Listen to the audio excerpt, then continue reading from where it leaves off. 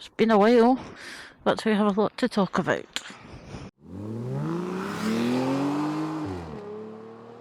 So, as I said, we've got a lot to talk about, and I think there's going to be a lot of things I'm going to be changing, or not really changing, but doing this year. So if anybody follows me on Instagram, the plug at the Diabetic Biker, better known a few years ago, I lost my sister. I've kind of realised, life's too short. You really need to, go out and enjoy yourself. And if that means you're going to have to go and do something yourself, then so be it. I do have a journal that I've been kind of writing things down for things that I've done since my sister passed away. 2021, I was last at the bike in the May, and I didn't enjoy my run, so I put the bikes by. 2022, my sister was ill, so we were pretty much up and down to hospitals and things, so I never really got a lot of chance to get out the bikes, and it was to the point that I was actually thinking about selling them. Put it on Facebook, and my sister seen the post, and when I went up to visit her, it was basically like, what's this, you want to sell your bikes? And I'm like, well, I've not been out since last year.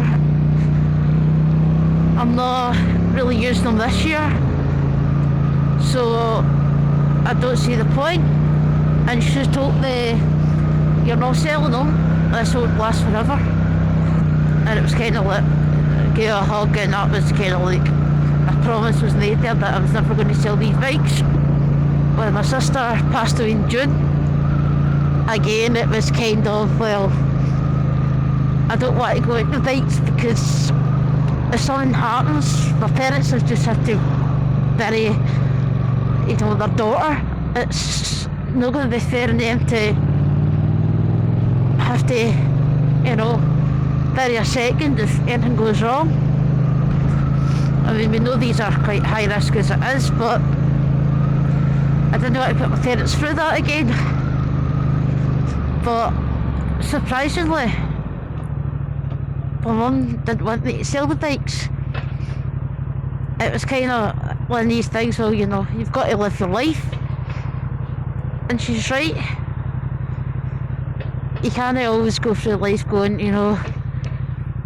what if it happens, what if I don't make it, or that's too dangerous. Life's too short, get out there and enjoy it. And that was the kind of thing that losing my sister's kind of made me realise. So, fast forward to 2023, I decided, well, bike's MOT'd, let's go for a wee run. Swung by the cemetery where my sister is, just to show her that, I've still got the bikes and I'm fine later on it. So that was me deciding that let's go and enjoy my life. I kept getting images up on, I think it's Instagram, about, going to America and doing road trips on bikes and things. And I thought, I fancy doing something like that. But obviously, I've never been abroad myself. So, it's like, going to America is maybe a bit too far to go for your first kind of lone holiday. So I started looking somewhere closer by, which got me to biking abroad in Spain. And I was thinking, that sounds pretty good, so I got some details for it. And I was thinking, well, I'll see what I can do. I also booked a day at the Scottish wheelie school up in Crieff. That was something I've always wanted to do. Never got a chance to do it. Never had anybody to go with, so I thought, I'm going to go myself. Why not? So I did. So I went the day before my birthday. Had so much fun. I did do a couple of wheelies. One was pretty impressive. If I can, I'll stick a photo in so you can have a wee look. So one day at work I was reading MCN and they had a bit about basically living and motorcycling. And I thought, I've read of that, you know. See what there is. And I seen an interview with Lindsay from Women in Moto. She does this event every year. And it's just for basically women to go and, you know, it's just test rides and talks and things, and basically just anything to kind of show women that, you know, you can bring things. I think this was the first year it was in Uttoxeter, and I thought, oh, let's see what the dates, and it just happened to coincide with my long weekend off work. So I decided there that, do you know what, I'm going to go, because I've wanted to go the past couple of times that I have seen it. And again, it's one of these things where it's like, well, I've got nobody to go with, and I really want to go. So I decided that, well, I'm just going to go myself. Wheelie school done myself. That was a success.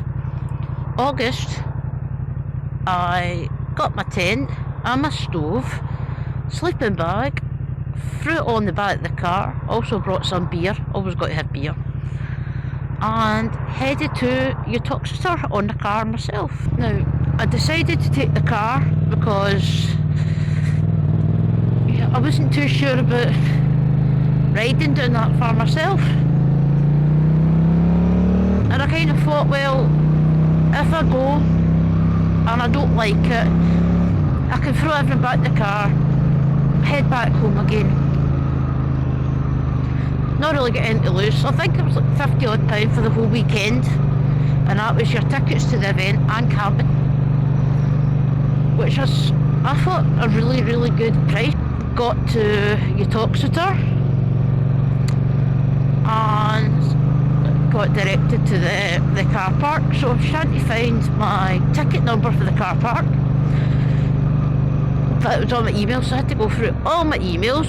So while I was doing that, I ended up talking to this girl who was volunteering, and she was there with her girlfriend who was also directing to the car parks as well and the campsite thing. So talking away to them, and that was great. Got up, got checked in. I was talking to the partner doing the other bit. Went and set up camp, and I thought, right, tent's all set up, and I thought I'm going to go and try and make myself something to eat, which was hilarious. I think I ended up with a beer on the first night. So it's a Friday night, you get camped, they have bands playing for people that are camping. Went over to the area where the bands are playing, got myself a lovely pint, picked myself up off the floor after paying, I think it was like £6 for a pint, and seen another girl sitting herself. Decided that, you know, I'm just going to go up and see her. So I was like, well, you're yourself, I'm myself, I'm just going to go and sit next to you. That's what I done. We sat next to each other, we chatted away, enjoyed the music, danced. I met some of her friends that were there as well, and had an excellent night. The next day, talked to the girl I was talking to at the car park, and a partner. And her partner, I think, spent the whole weekend calling me Scottish. Talking away all day, having a look around at all the events, went for some talks. Talks are absolutely amazing. I mean, you've got these girls. I think it's Cat Weatherfall. I think I probably butchered her second name there, but she's got her book out, Motorcycle Confidence for Women, which is a really good read, by the way. So it's on Amazon.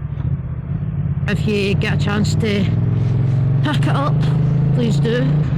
And she was saying that how when she started riding, she could only turn left. So she used to go out in the mornings, done her CBT, went out early morning so nobody could see her, spent the whole time turning left, and then when she got comfortable with that, she ended up going out again and then started just, turning right, and then maybe going out for, try for a cup of tea or a coffee somewhere and things. And her story was brilliant. I just, this is a woman that was maybe not confident in the start, and she's just done little things to build up her confidence. And I think she'd been away to Europe as well with her friends and things. It's just like, that's amazing. And a lot of girls there, you see how they started riding and they've travelled over Europe, and it's so inspiring, and it makes you realise, well, I can do this myself. I don't need to, have all my friends and things. If I want to go somewhere, I can.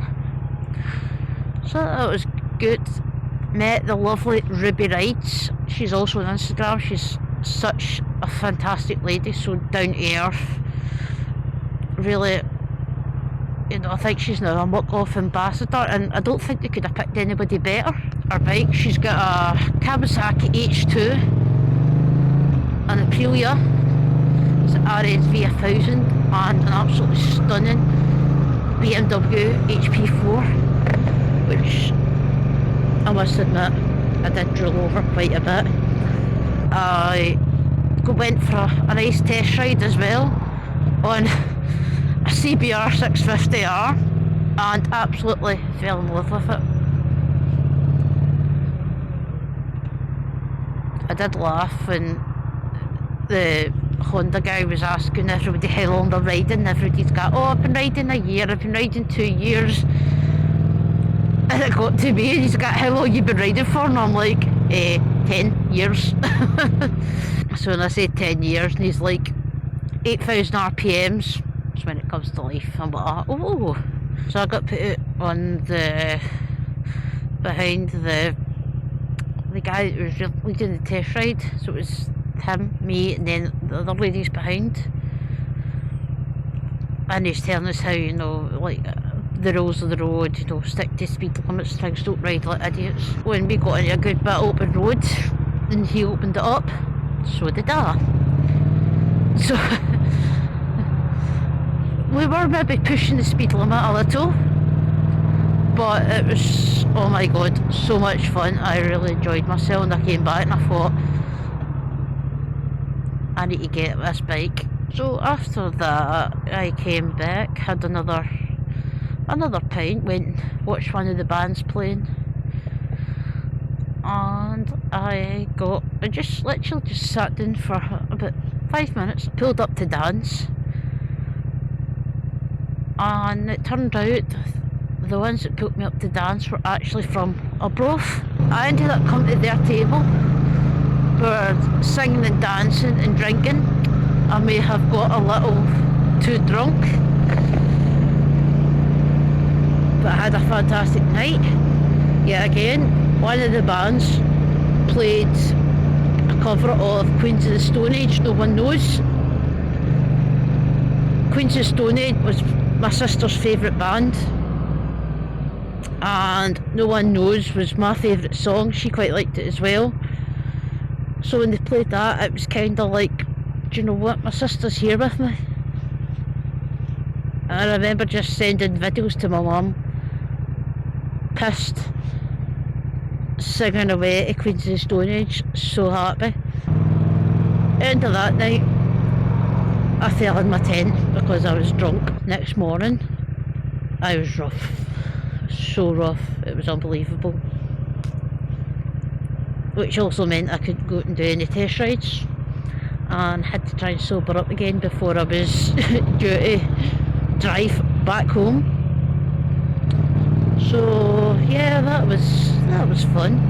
So again, done all the different talks, great fun with that. You know, packed up my tent, said goodbye to everybody that I'd met, and headed back home. And I thought, I'm hoping next year that I can come back, because I've had such an amazing time. And considering that for years I never went because I didn't have anybody to go with,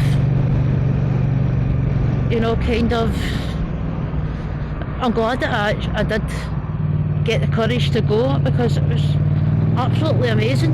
If anybody watching this, like females, are looking to go to Women in Moto but don't have anybody to go with, just go. You will really enjoy it. You'll meet loads of folk there. There's other people there that went themselves. I went myself, and I wish I'd went sooner, because you get made so welcome, and you meet loads of people, and I think you really need to go for the whole weekend in camp, because on that first night, that's when you're going to meet everybody. That was my August. That's when I decided that I would be going to biking abroad. I actually booked the flights before I even left to go to Women in Moto, to be honest with you, if I remember right. I think this was November. I decided that, well, it was November I'd booked it for.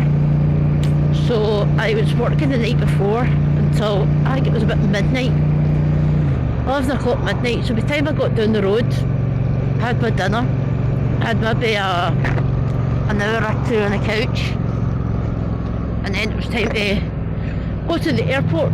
Checked in. My dad was like, do you want me to come in and get you through the security bit? I'm like, no, I'm sure I can manage the security myself. It's not that difficult. Got through. I think by the time I got through, I had about an hour before the gate opens, so I done what every other person going on holiday does.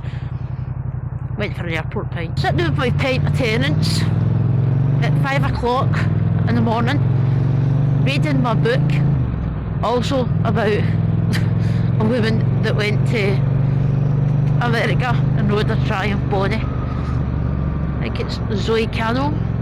I might have pronounced that wrong. Again, another great book. Sitting reading that, got on the plane, and this is when the fun started. There was something wrong with the paperwork for all the baggage and things, so we got delayed at the gate. So I went to sleep, and when I woke up an hour later, we were still at the gate, and I thought, for God's sake. So I think we were about maybe just an hour and a bit delayed leave in Glasgow. So we slept the whole way to Alicante. So we got off and we had to get a bus from the plane to the terminal. I didn't know this was still a thing. Once we got to the airport, it must have took a good 40 minutes to get through passport control. I didn't have a checked bag or anything, so that meant I could just walk through it. And Zoe from Biking Abroad is standing at the arrivals with a sign for me. Basically, Biking Abroad, if you want to see what the place looks like, check out Moto Gym. He's done a couple of videos on it. So you pay, like, so I went for a weekend. I think it was maybe about €800 for the weekend, and then you've got to book your flights on top, which isn't too bad. It was maybe £250 for flights on top. So yeah, it does seem like an awful lot of money when you talk nearly £1,000 for basically a weekend. But that price includes your transfers to and from the airport, your accommodation, all your food on the journey, like for the whole weekend, and when you go out on the bikes, you also get like your beer and things included at night. Your bike's included in it, your insurance, all your fuel. So you go for the whole weekend and you don't pay for anything. When I went, I paid a whole €4, and that was just to get into a motorcycle museum. Cliff and Zoe are absolutely fantastic couple. They're so lovely. All their cats are great. I'm sure one of the cats is called Stinky. The cats are only they only stay in the communal areas. They're not allowed in any of the rooms or anything, so you don't need to worry about a cat in your room. But yeah, the whole weekend was absolutely fantastic, and I was gutted to leave. So I have now booked for yet another week in June, and I can't wait. It's going to be so much fun. I've rambled on a bit too much here, but that 2023 was probably my best year for bikes, purely because I did decide that I was going to go and do things and not wait on people. As I said, life's too short. You know, you've got 2 lives. The second one begins when you realise you've only got one.